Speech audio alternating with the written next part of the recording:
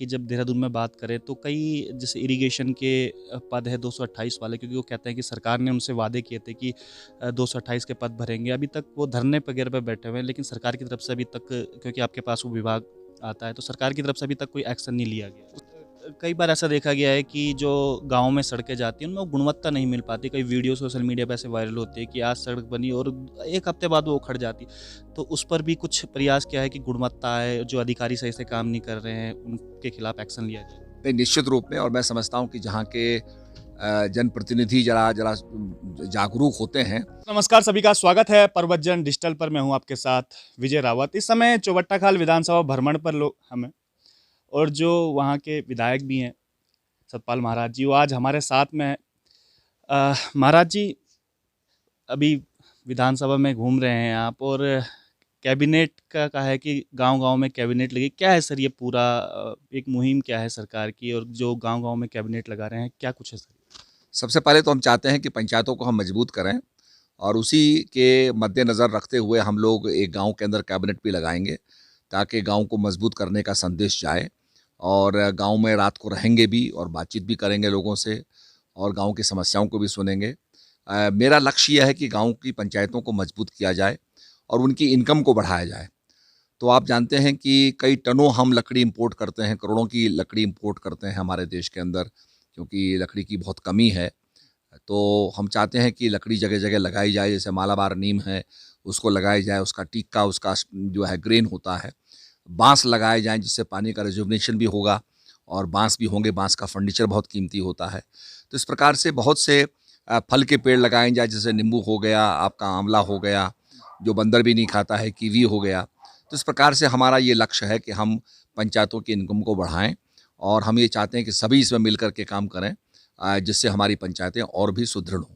Sir, आपने कहा है कि लकड़ी इंपोर्ट हम लोग करते हैं, और वन क्षेत्र देखें तो 70% से ऊपर उत्तराखंड का वन क्षेत्र है, और 22 सालों से अभी तक सर ये इसका कोई कॉन्सेप्ट नहीं बना है कि क्यों हम बाहर से लकड़ी इंपोर्ट करते हैं, बल्कि हमारा इतना बड़ा वन क्षेत्र है। निश्चित रूप में इसमें काम होना चाहिए। इसकी हमारे पास निश्चित रूप में इसमें हमें और काम करना चाहिए। जो लकड़ी बाहर की आती है, जो सीज़निंग होती है, उसका सिस्टम हमें अपनाना चाहिए, जिससे उस लकड़ी का उपयोग हो सके। और लकड़ी की कमी तो है ही, आपको पता है। हम जब जंगलों को नहीं काटते हैं, तो लकड़ी जो ठीक आपकी जो मलेशियन टीक है, वो हम खरीदते हैं। कैलिफ़ोर्निया का और आपके कनाडा का जो है पाइन होता है, वो लेते हैं। तो बाहर से भी लकड़ी आती है बहुत ज़्यादा।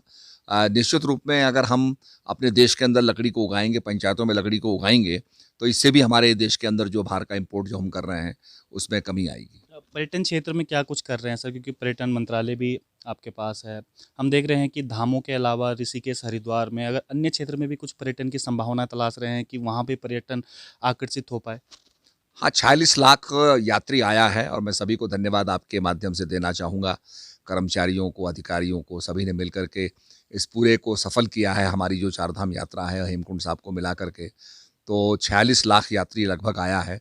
तो अपने आप में बहुत बड़ी संख्या है, और मुझे बड़ी प्रसन्नता हो रही है बताते हुए कि जो कोरोना काल के अंदर लोगों की नुकसान हो गया था, क्षति हो गई थी, उसकी भी भरपाई हुई है।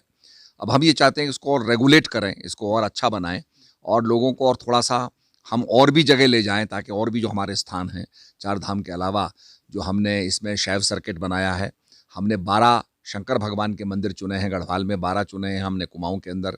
ऐसे 12 मंदिर हमने गढ़वाल में चुने हैं, भगवती के 12 मंदिर हमने चुने हैं, कुमाऊँ के अंदर चुने हैं। ऐसे ही शंकर भगवान, विष्णु भगवान के मंदिर चुने हैं, गोलजू के मंदिर चुने हैं, नागराजा के मंदिर चुने हैं। तो इनसे हमने सर्किट्स को बहुत ज़्यादा बढ़ाया है।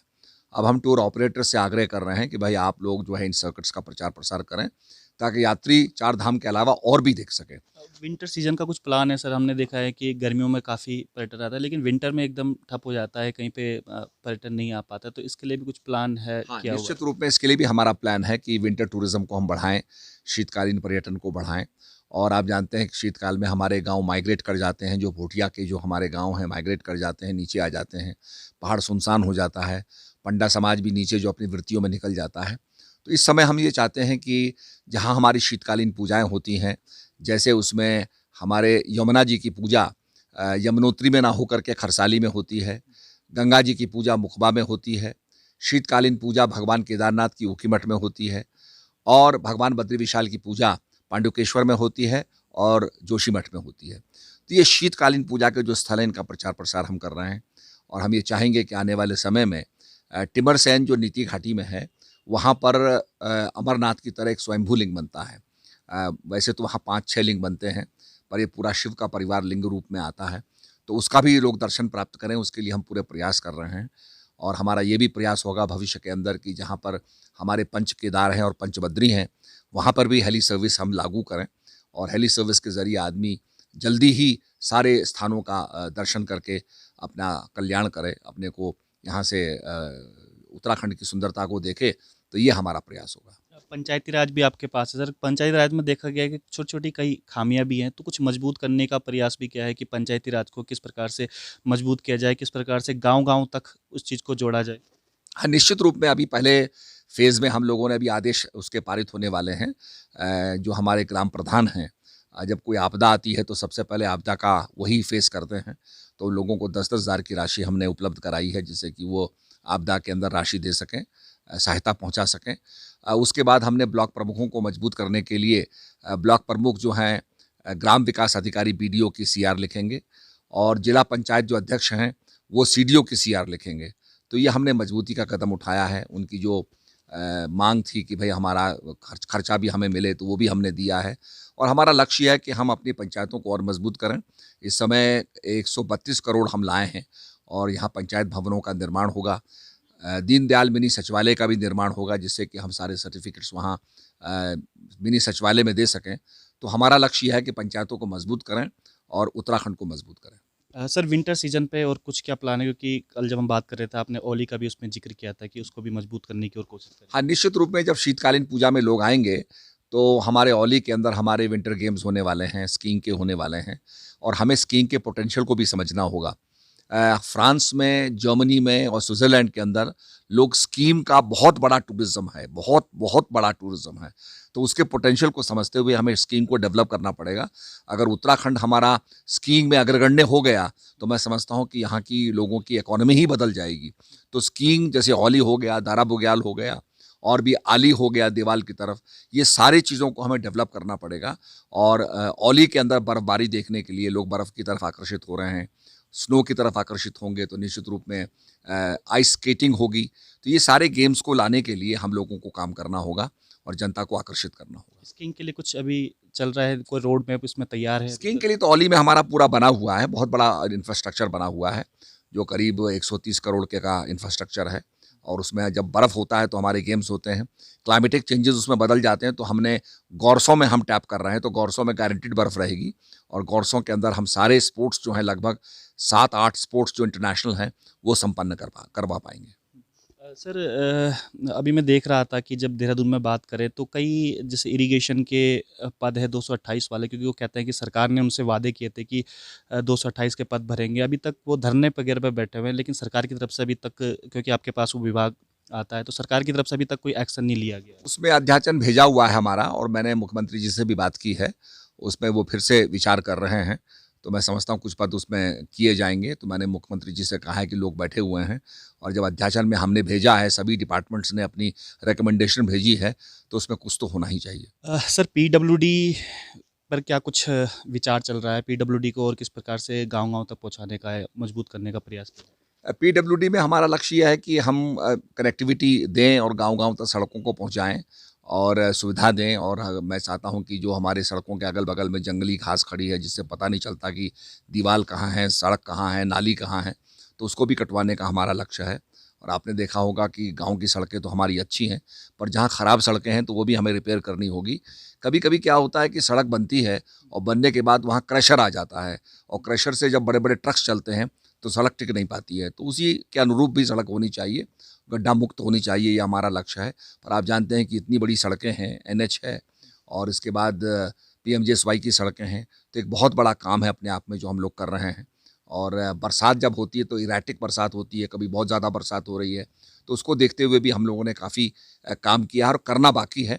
तो उसके लिए हम लोग चाहते हैं कि टेराज़ाइन जैसे होता है, अगर मिट्टी पे उसको बिछा दें तो उससे काफ़ी स्ट्रैटा जो होता है, मिट्टी जम जाती है, उसका भी लाभ मिलता है। तो जो आधुनिक टेक्नोलॉजी है उसको लाने का भी हम प्रयास कर रहे हैं और जहाँ पर एक्सीडेंट्स होते हैं खासकर हाईवे में, उनको भी आइडेंटिफाई करके उनको चिन्हित कर रहे हैं ताकि लोगों को हम पहले सजग कर सकें और जो लोग मर जाते हैं, एक्सीडेंट्स हो जाते हैं, उनमें कमी आए, ये हमारा प्रयास होगा। सर एक मैनिफेस्टो में भी वादा किया था कि गांव-गांव तक सड़क पहुंचाने का 2019 तक का शायद ये लक्ष्य था पूरा।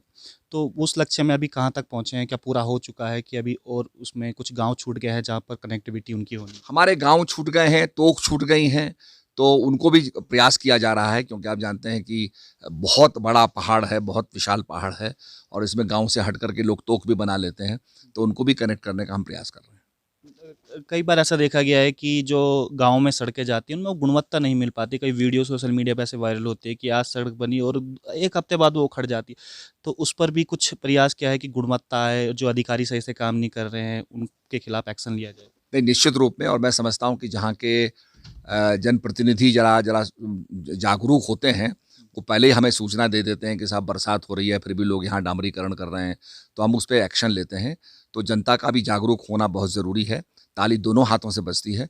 जनता भी जागरूक होगी, तो कहीं की भी गुणवत्ता अगर खराब होगी, तो वो हमें सूचित करेंगे, तो उस पर हम कार्रवाई करेंगे।